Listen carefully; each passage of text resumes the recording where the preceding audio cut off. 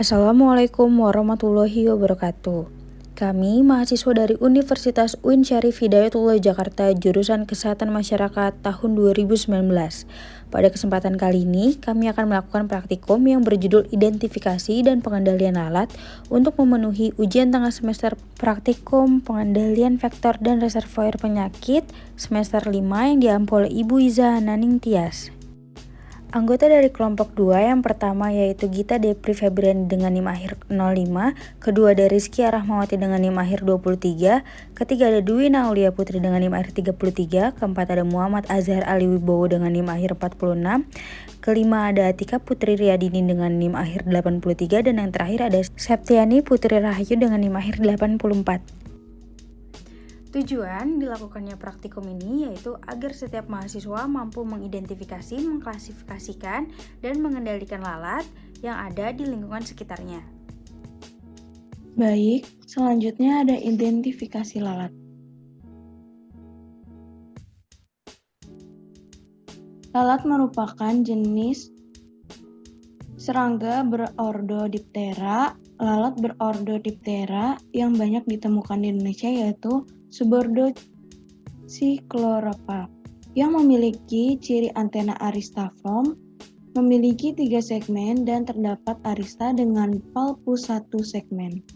Dalam satu kali siklus hidup, dari telur hingga dewasa membutuhkan waktu 8-10 hari pada suhu 30 Celcius.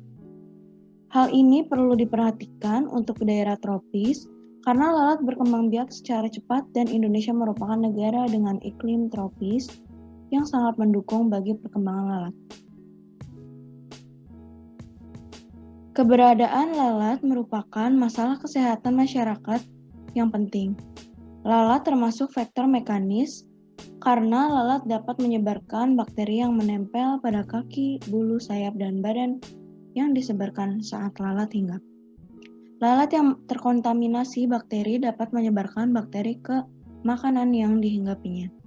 Beberapa penyakit yang disebabkan oleh makanan yang terkontaminasi mikroba patogen antara lain diare, tifus, kolera, dan disentri. Lalat memindahkan penyakit dengan mengkontaminasi makanan yang telah dihinggapinya melalui muntahan, kotoran, maupun hanya memindahkan kuman yang berada di permukaan tubuhnya. Lalat penyebab meiosis meletakkan telur pada luka, sehingga saat menetas, larva masuk ke dalam luka dan menimbulkan luka yang lebih besar. Morfologi lalat memiliki kepala relatif besar dilengkapi dengan antena, memiliki mata majemuk, mata jantan lebih besar dari betina, dan sangat berdekatan satu sama lain. Sedangkan yang betina tampak terpisah oleh suatu celah. Lalu, mulut mengalami modifikasi sesuai dengan fungsinya, yaitu menusuk, menghisap, dan menjilat. Keempat, memiliki sepasang sayap di bagian kepala depan dan sepasang yang berfungsi sebagai alat keseimbangan. Memiliki sepasang antena yang pendek, terdiri atas 3 ruas. Lalu, bentuk tubuh lalat betina biasanya lebih besar daripada lalat jantan. Selanjutnya ada siklus lalat. Pada bagian belakang larva terdapat sepasang spirakel yang bentuknya menciri untuk setiap jenis lalat. Pupa umumnya berbentuk silinder dan tidak bergerak. Telur lalat kecil kira-kira panjangnya 1 mm, bentuknya seperti pisang dan berwarna putih kekuningan. Lalat betina biasanya bertelur dalam bentuk kelompok di dalam bahan organik yang sedang membusuk dan lembab tergantung spesies. Selanjutnya yaitu jenis-jenis lalat. Pada kesempatan kali ini, kelompok kami akan mengidentifikasi mengenai lalat daging atau Sarcophaga spp, lalat hijau atau Chrysomia megacephala, dan lalat rumahan atau Musca domestica. Yang pertama adalah lalat rumah atau Musca domestica. Nah, untuk lalat rumah atau Musca domestica ini termasuk famili Musidae, yang mana ciri-cirinya itu ukuran kecil dengan panjangnya kurang lebih 1 cm. Tubuh lalat ini dipenuhi dengan bulu-bulu halus terutama pada kakinya, Kepalanya berwarna coklat gelap dan memiliki sepasang mata yang cukup besar dibanding ukuran kepalanya. Punggungnya ini terdapat 4 buah garis hitam dan sayapnya berjumlah sepasang dengan warna kelabu dan tembus cahaya. Nah, pada habitat dan perindukannya ini biasanya berada pada tempat yang memiliki zat organik, lembab, hangat, dan terlindung. Itu berguna untuk memberi makanan pada larva-larvanya. Nah, tempat yang dapat memiliki syarat tersebut seperti pada kotoran hewan dan juga sampah organik. Risiko kesehatan yang dapat timbul oleh lalat rumah adalah dapat membawa telur cacing, yang kedua dapat membawa protozoa seperti entamuba, histolistica, giardia, lamlia, dan balantidium coli. Nah, untuk yang ketiga ini dapat membawa bakteri usus seperti salmonella, shigella, dan escherichia coli atau E. coli. Dan yang keempat ini juga dapat membawa virus polio. Yang kelima dapat membawa Treponema pertene atau penyebab frambusia. Dan yang terakhir adalah Mycobacterium tuberculosis. Penyakit yang timbul yang disebabkan oleh lalat rumah adalah tipes, disentri dan kolera, serta penyakit kulit. Yang kedua adalah lalat hijau atau Chrysomia megacephala. Dalam identifikasi lalat hijau terdapat antena, balancer, mesotoraks, thoracic stigma, abdominal segment, wing, metatoraks, head, compound A, mouth part, arista, prothorax, foreleg, femur, tibia, tarsus, middle leg, dan hind leg. Lalat hijau biasanya berwarna biru kehijauan. Abdomennya berwarna hijau metalik, panjang tubuhnya 8 mm, tubuhnya mengkilap, kepalanya orange, matanya jingga, dan mulutnya kuning. Selanjutnya adalah habitat. Habitat lalat hijau biasanya terletak di bangkai. Lalat ini biasanya meletakkan telurnya di bangkai, bahan yang cair dan semi cair seperti sampah, ataupun tanah yang mengandung kotoran hewan. Kemudian ada risiko kesehatan. Lalat hijau memiliki risiko kesehatan seperti menyebabkan penyakit miasis dikarenakan lalat ini biasanya meletakkan telurnya pada jaringan terbuka seperti luka dan mata. Selanjutnya itu adalah lalat daging, yaitu genus Sarcophaga.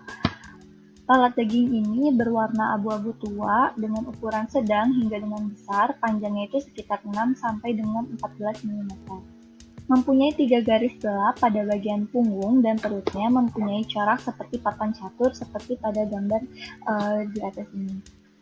Selanjutnya, lalat ini mengeluarkan larva hidup pada tempat perkembangannya seperti daging, bangkai, kotoran, dan juga sayur-sayuran yang membusuk. Lalat daging ini memiliki siklus hidup yang berlangsung selama 2 hingga 4 hari. Lalat ini umumnya ditemukan di pasar yang terdapat warung terbuka seperti pada daging, sampah, dan kotoran, tetapi sangat jarang ditemukan di rumah. Lalat daging ini membawa telur cacing, Ascarasis tumbricolides, dan Trichuristicura. Lalat merupakan salah satu vektor pembawa penyakit. Penyakit yang dibawa lalat dikarenakan lalat hinggap di tempat kotor, sehingga kuman, bakteri, dan virus menempel pada kaki dan bulu-bulu halus lalat. Selanjutnya, lalat menempel pada makanan kita sehingga virus, bakteri, dan kuman tersebut menyebar ke dalam makanan dan makanan akan terkontaminasi.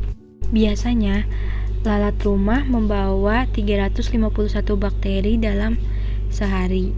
Lalat hijau membawa 316 bakteri dan lalat daging kurang lebih membawa 200 bakteri. Nah, apa saja sih bakteri yang dibawa oleh lalat? Yang pertama ada Salmonella typhosa, yang kedua E. coli, dan yang ketiga Shigella dysenteriae. Makanan yang telah dihinggapi lalat sebaiknya tidak dimakan karena makanan tersebut dapat mengakibatkan beberapa penyakit.